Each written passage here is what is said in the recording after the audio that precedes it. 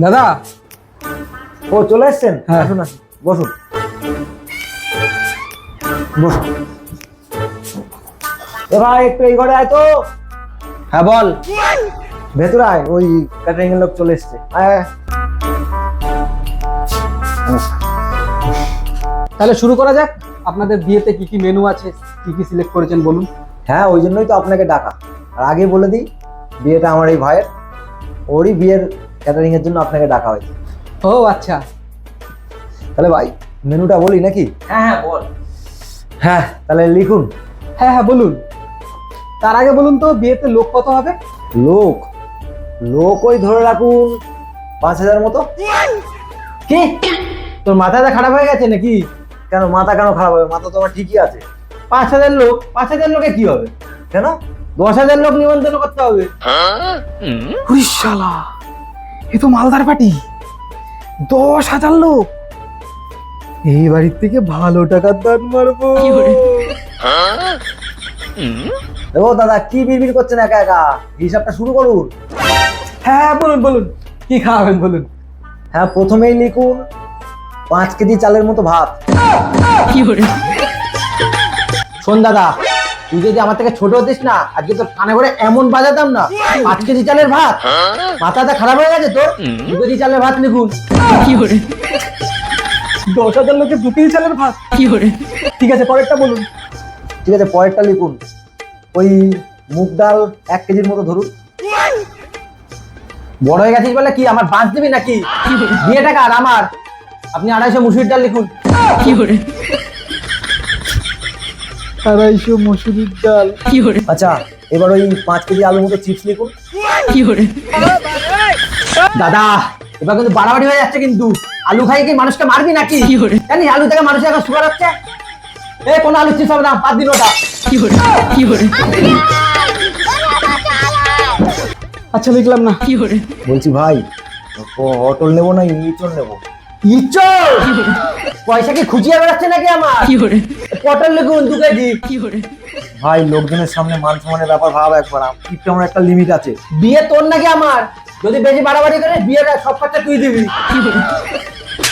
পটল পটল পটল লিখুন, পটল পটল। মা, 10,000 লোকে 2 কেজি পটল। পরেরটা দাদা ওই কাতলা মাছ, তেচোকা তেচোকা মাছ লিখুন 1 কেজি।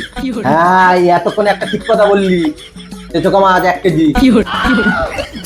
দাদা, আমাকে একটু বলবেন তেচোকা মাছটা কোন ভেরিতে চাষ হয়? That's your problem. সেটা আমি কি করে বলবো?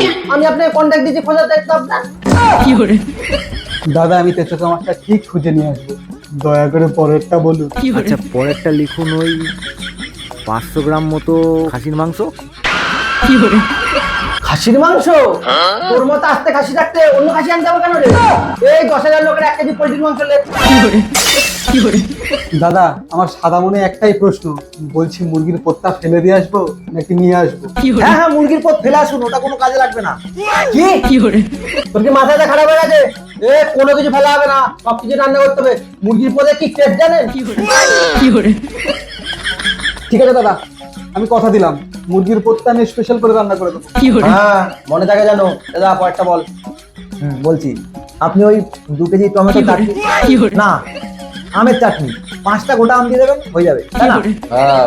আর ওই লোকাল পাপড়, লোকাল পাপড়। 5টা গোটা আমের চাটনি,